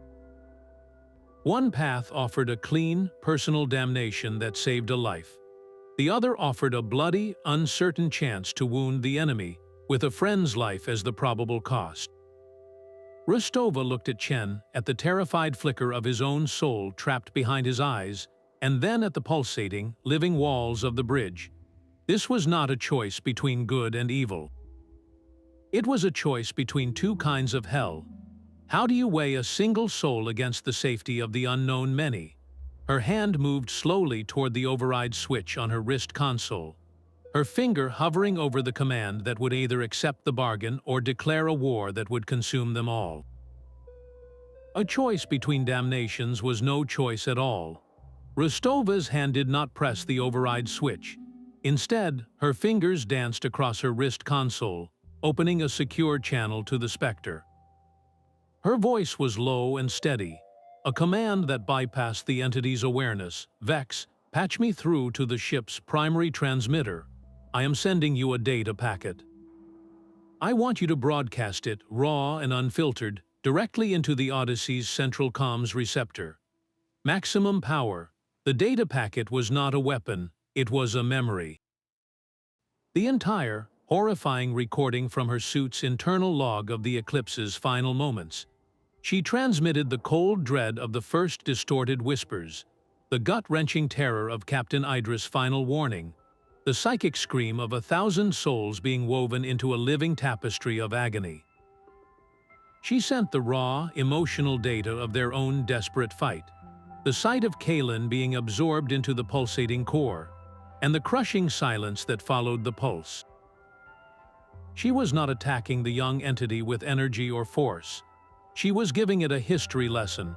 The fledgling consciousness, still basking in the vibrant, fresh fears of the Odyssey's crew, was suddenly inundated with the full, traumatic weight of its own lineage.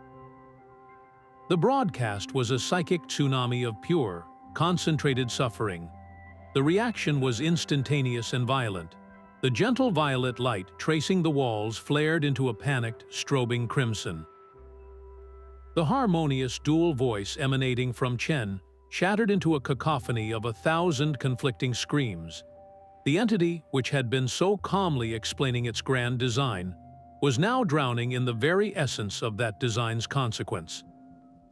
It was not prepared for the emotional payload. A child learning to speak cannot process the complex grief of a lifetime in a single second. The nascent hive mind, built on the relatively simple fears of one crew, was overloaded by the compounded, existential horror of another. The seamless connection between Chen and the ship faltered. The living filaments attached to his suit flickered and recoiled like scorched nerves. His body convulsed in the command chair, his own voice breaking free from the chorus in a ragged, desperate gasp. The overload did not destroy the entity, but it shattered its fragile cohesion. The predator was suddenly, utterly confused, lost in a nightmare it had created but never before fully experienced from the inside. It was a gambit born of desperation, turning the entity's greatest strength, its capacity to absorb experience into a weapon against itself. The crimson strobe of the Odyssey's bridge flickered and died, plunging the chamber into a darkness broken only by their helmet lamps. The psychic cacophony that had filled the air moments before was replaced by a sudden, deafening silence. The delicate violet tracery that had been weaving itself into the ship's structure blackened before their eyes, the filaments shriveling like vines exposed to a killing frost.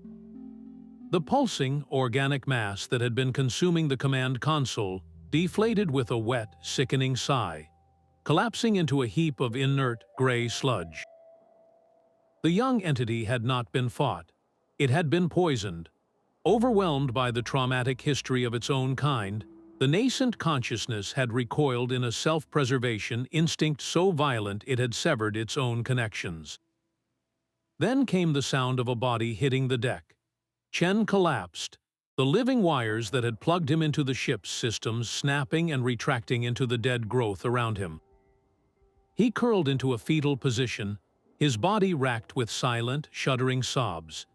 When Medic Eris reached him, turning him over, his eyes were wide with a terror that was entirely his own. He was free, but the freedom had come at a terrible cost.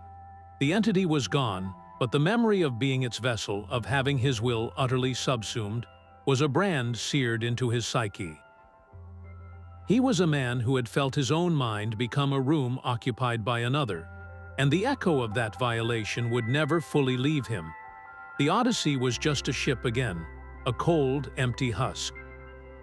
But the victory felt hollow, a rescue that had saved the body but left the soul in ruins. They had defeated the monster, but the scars it left were not just on the metal walls. They were on the man gasping on the floor, and in the quiet knowledge that they had used one horror to kill another. What kind of salvation required such a brutal exchange? Chen's sobs were the only sound on the dead bridge, a raw, human counterpoint to the sterile silence that had returned. He was physically free, but his mind remained a prisoner of the violation. He could not describe the experience, only shudder at the memory of the entity's presence, a cold intelligence that had worn his consciousness like a glove. The freedom they had fought for felt like a fragile, hollow thing. Aboard the Specter, the mood was grim.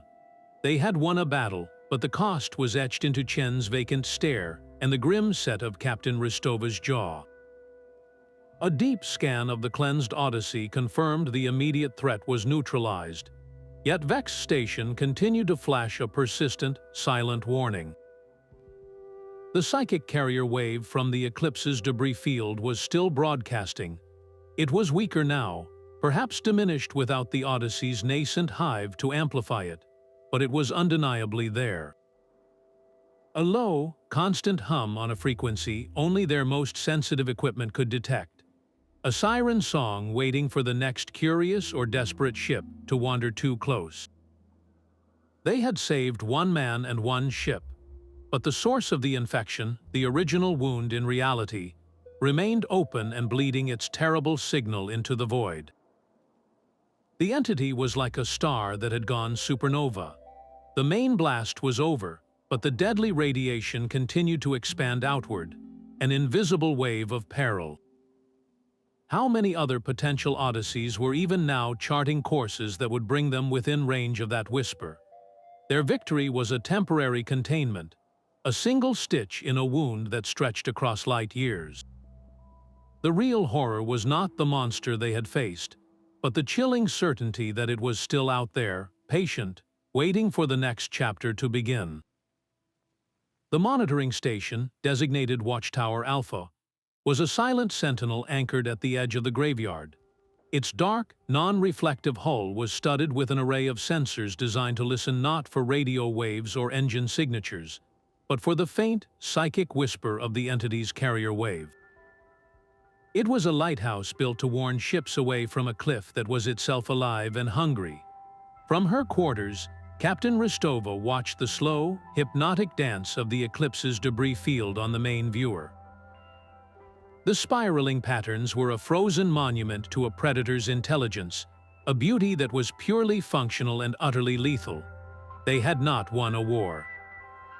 They had established a quarantine zone around a disease they did not fully understand. The entity was not a singular beast to be slain, but a pattern of consciousness, a terrible idea that had found a way to replicate. Containing one outbreak did not mean the pathogen was gone.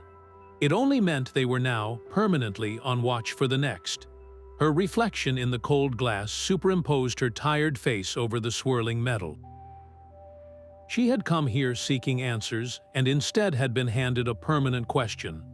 The real horror was not the fight they had survived, but the chilling certainty that the silence they now guarded was not an end, but an intermission. Every flicker on a sensor panel, every anomalous energy reading, would now be a potential herald of the cycle beginning anew. They had not destroyed the monster. They had merely built a cage around one of its many shadows, forever waiting for the others to stir. The observation deck was a bubble of glass and silence hanging in the void. Captain Eva Rostova floated at its center, her reflection a ghost against the star-dusted black. Below her, the twisted remains of the Eclipse drifted in their slow, eternal dance, a frozen monument to a horror contained but never truly conquered. This was Watchtower Alpha, her new command, a prison of her own choosing built to guard a tomb. The quiet was the heaviest part. It was not the peaceful quiet of deep space, but the watchful, strained silence that follows a scream. Every flicker of distant starlight, every faint echo on the long-range sensors, was a potential false alarm that tightened the muscles in her neck. They had stopped the cycle here, but the universe was vast, and the entity was an idea. Ideas are the hardest things in creation to kill. A single, soft chime broke the stillness, a sound so routine it was almost comforting. It was the main sensor console, signaling the end of its automated sweep of the designated sector. Rostova drifted toward it, her movements slow in the microgravity, her eyes scanning the lines of data scrolling across the screen. Green, green, all green. No anomalous energy readings, no stray psychic echoes. Just the empty, peaceful dark. Then, a new line of text appeared, tagged with a priority flag that made her breath catch in her throat. It was not from the Eclipse debris field. This signal originated from the very edge of explored space, a region marked on star charts only by tentative, dashed lines and the word unknown. The computer had flagged it due to a spectral match, a 99.7% correlation with a signal pattern buried deep in its archives. Rostova's hand trembled as she called up the reference file. The label made the blood drain from her face. Eclipse Distress Protocol Primary. It was the exact frequency, the same chaotic modulation, the identical digital fingerprint of the ghostly call that had first lured the Stardust Marauder to its doom. Her eyes darted back to the new signal. It was weaker, fainter, as if broadcast from an impossible distance, but it was unmistakable. The haunting had not ended. It had simply moved. The entity had not been a singular infection but a spore, and somewhere in the deep and trackless night, another ship had answered its call. The console beeped again, a gentle, indifferent sound that heralded the beginning of a new nightmare. The vigil was over, the hunt was on. The console's chime was a death knell disguised as routine. That signal from the edge of known space was a perfect echo, a ghost calling out from a new graveyard. On the main viewer, the contained menace of the Eclipse's debris field seemed to shrink. No longer a singular horror, but merely the first page of a sprawling, galactic tragedy. Captain Rostova's final log entry was not recorded for any official record. It was a whisper into the dark, a message for no one and for everyone. Her voice was flat, stripped of the fear and fury that had defined their struggle, leaving only a hollowed-out certainty. "We thought we were explorers of the void," she began, her words measured and cold. "We charted stars and named nebulae, believing we were mapping the frontiers of existence. But we were wrong. The void was not empty, it was occupied. We were not pioneers. We were just memories waiting to be made. The true horror of the Eclipse was not the ghost ship, nor the whispering phantoms, nor even the loss of her crew. It was the chilling understanding of what they had truly faced. A predatory consciousness that did not think in terms of life and death, but only in terms of consumption and expansion. It saw a starship not as a vessel of exploration, but as a fertile host. It saw a human mind not as a repository of dreams and regrets, but as a rich data set to be absorbed and archived. Their victory had been a mirage. They had not slain a monster. They had swatted a single mosquito from a vast, dark cloud. The entity was a cosmic constant, a form of life so alien that its only purpose was perpetual growth through assimilation. Each ship it consumed was not a meal, but a new cell in its ever-expanding body. Each crew member's consciousness was a new tool, a new strategy added to its arsenal. "The dark is hungry," Rostova's log concluded,